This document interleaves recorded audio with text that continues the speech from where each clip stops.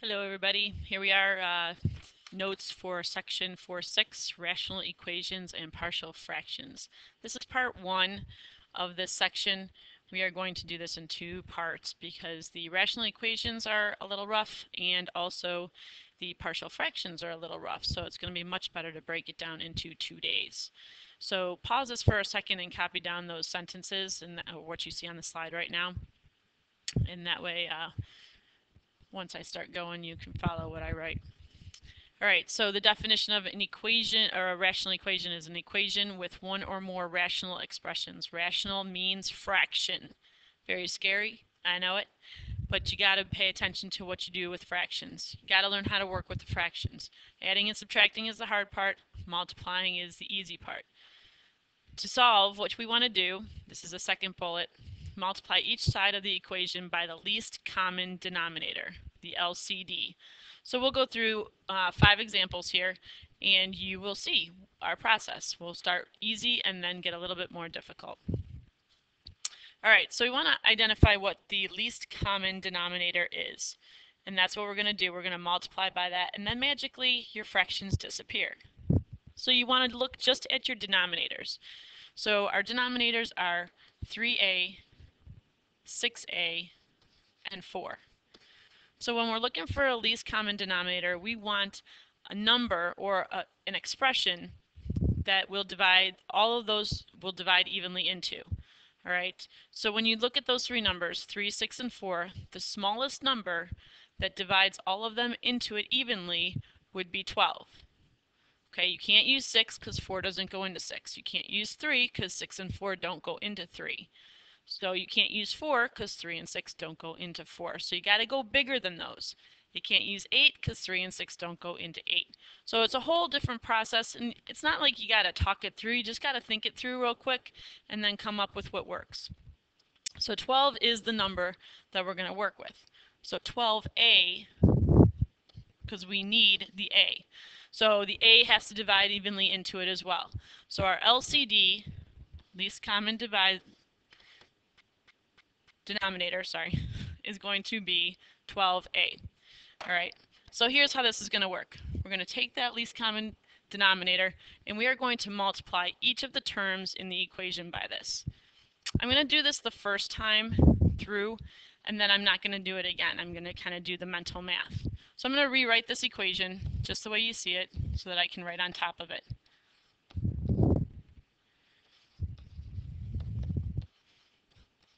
Okay, so what I want to do here is I want to do basically like a distributive property. I'm going to take this entire equation and I'm going to multiply it by 12a. If you want to throw it over a 1, go ahead and throw it over a 1. So I'm going to do distributive property. I have 3 different terms there. I have 2 over 3a, 5 over 6a, and then 3/4. Those are the 3 things that I'm going to multiply by the 12a. So again, I'm going to do this differently in this particular problem, and I'm not going to do it again after this. So I'm going to take that first term, 2 over 3a, and I'm going to multiply it by 12a. Again, throw it over a 1 if that makes you feel better. Then I'm going to take my second term, 5 over 6a, and I'm going to multiply that by 12a. Throw it over a 1 if it makes you feel better. And then that equals 3/4 times 12a over 1. Okay, so now when you actually do this multiplication / division stuff, because it is fractions, so it is really division, things are going to cancel out, and it's a beautiful thing. So the reason we chose 12a is because all of our denominators will divide evenly into it. So 3 and 12 cancel, and a cancels out. So your 3a will be gone, and your 12a then becomes just a 4, leaving you with 2 times 4, which is 8. That's awesome.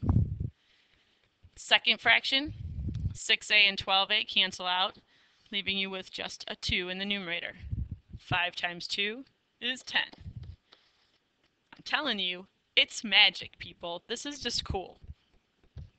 And then do your last fraction, the 4 and the 12a cancel out, leaving you with 3a. So your a isn't completely gone in that one because you didn't have an a in the denominator to cancel out. So you have 3 times 3a, which is 9a. now you have this amazingly simple equation to solve. So 8 plus 10 is 18 equals 9a. Divide both sides by 9, and you got a equals 2. Awesome. So the hard part really is figuring out what your least common denominator will be. And then once you figure that out, life is really good because you're making things cancel. It's awesome. All right, let's do another one. Very easy looking problem. Our least common denominator here, since we only have one denominator, it is a. So we're going to take that entire equation. I'm going to write the equation again. I'm going to throw that over 1 minus 5 over a equals 4. Throw that guy over 1 too. Take that entire equation and multiply it by a. So again, if I kind of do that distributive property, now I'm going to do a little bit more mental math. I'm going to have that a times a over 1, and that gives me actually a squared, because a times a is a squared. Now in the second fraction, I have my minus sign, bring that guy down, 5 over a, and I'm multiplying by a. The a's will cancel, and just leaving me with my 5. And then that equals 4 over 1 times a, nothing cancels out, so it's just 4a. So not as simple and easy as my last one, but it is pretty darn good. So I'm going to subtract the 4a from both sides, because now I have a quadratic, so I have to bring everything over to one side and factor the thing. So I have a squared minus 4a tucks in the middle there, because I want everything in descending order, so it's nice and easy to factor. And then I'm going to factor it. So it's going to factor as a minus 5, a plus 1, and then a equals 5 and negative 1. That's so cool. It turns out like from this awesomely ugly looking thing into, yay, a equals 5 and negative 1. Very, very cool. All right, moving on. Example 3, we have something that looks like this. Now you could totally do this as what I said, a least common denominator type problem. But honestly, that makes things a little bit more difficult in this particular situation. Right now, the way it looks, you have a fraction equal to another fraction. It is way easier to solve this just by cross multiplying. So when you have, this is what we call a proportion, to a fraction equal to another fraction. You don't have any addition in between two fractions or anything crazy like we did in the first two examples. So don't make your life harder than it actually has to be. So when we cross multiply this, we're going to have 9 times x minus 3. So the top of one times the bottom of the other equals 3 times x plus 5. The top of the other times the bottom of the first one. Okay, now remember, the goal in cross multiplying is to get rid of your fraction. So if you have a fraction when you're done with this, you did it wrong.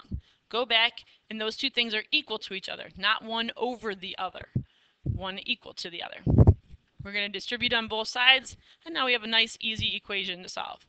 So we have 9x minus 27 equal to 3x plus 15.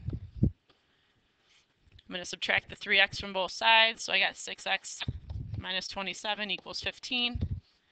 Add the 27. 6x equals 42, so x equals 7.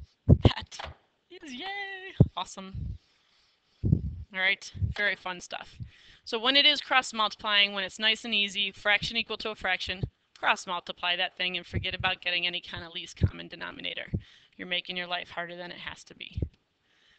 All right, example number 4. Example number 4 is a little bit more challenging. We have 3 different fractions in here, so we are going to use our least common denominator idea. But, you know, our first denominator is x, our second denominator is x minus 4, and then our third denominator is this yuck, gross thing, quadratic. So what I want to do is I want to factor that quadratic so that I get an idea of what it's made up of. Kind of like when we look at the 6 and the 4, you know, we got to get something that it's going to go into, but we don't want this huge number. We didn't choose 24 before. We didn't multiply the 6 times the 4 because we knew that they had a 2 in common. So we didn't need to go as big as 24. We could go smaller, like 12. So that's why we did. That's why it's the least common denominator. So in this guy, what we want to do is we want to take that denominator there and we want to factor it. So they both have an x in there. So when we factor it, we're going to take out a GCF of x. So we get x times x minus 4. Well, that's just a beautiful thing, because that denominator right there is made up of the other two put together. So that's right there is our least common denominator. Our LCD is going to be x times x minus 4. So I'm going to take each term of this fraction, or of this equation, and I'm going to multiply it by x times x minus 4. So now I told you I wasn't going to go through and do that long way again, but I think in this one I might, just because I think it's going to be easier to see. So I'm going to take my first fraction, x plus 4 over x, sorry, and I'm going to multiply it by my least common denominator. So that's x times x minus 4. Throw it over a 1 if it makes you feel comfortable. Plus sign from the equation, 3 over x minus 4, and I'm multiplying by my least common denominator, x times x minus 4. Throw it over 1. All right, I got to move that guy out of the way because he's in my way. Then my last fraction is equal to negative 16 over, and I'm going to write it as x times x minus 4 instead of the x squared minus 4x. And I'm going to multiply that by x times x minus 4. Again, throw it over 1. Okay, so what's going to happen here is we're going to take all of these guys and cancel stuff. So in that first set of fractions, I'm going to cancel out my x's. So what I have left there is x plus 4 times x minus 4.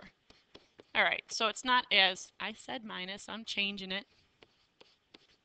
So it's not as simple as our 8 in our first example, but that's okay because we're kind of getting a little bit more difficult as we can progress through here. And we'll deal with that in a minute. All right, so then in our second fraction, 3 over x minus 4 times x minus 4, the x minus 4, the entire thing, cancels with the x minus 4 there. And then we have plus 3 times x, which is 3x. Now that's nice. In our last fraction, little Mr. Reynolds thing going on. In our last fraction, our whole denominator cancels. So the x's cancel and the x minus 4's cancel. So everything's gone except for that negative 16. Oh, that was nice. All right, so it's not as simple, like I said, as our first one, but you know, it's not too horrible. X plus 4 times x minus 4, we have to FOIL that. Well, remember that when you have exactly the same thing in your parentheses and opposite signs, the middle two, the O and the I part of your FOIL, are going to cancel out. So when we multiply x plus 4 times x minus 4, we're just going to get x squared minus 16. Bring down the plus 3x equals negative 16. All right, so now if I bring everything over to one side, because it is a quadratic, so that's typically what I do, I'm going to bring over the 16. If I add the 16 to the negative 16, those are both gone. So now I have x squared plus 3x equals 0. And I would like to factor that thing, because that's how I'm going to solve this. So to factor that, I'm going to take out a GCF.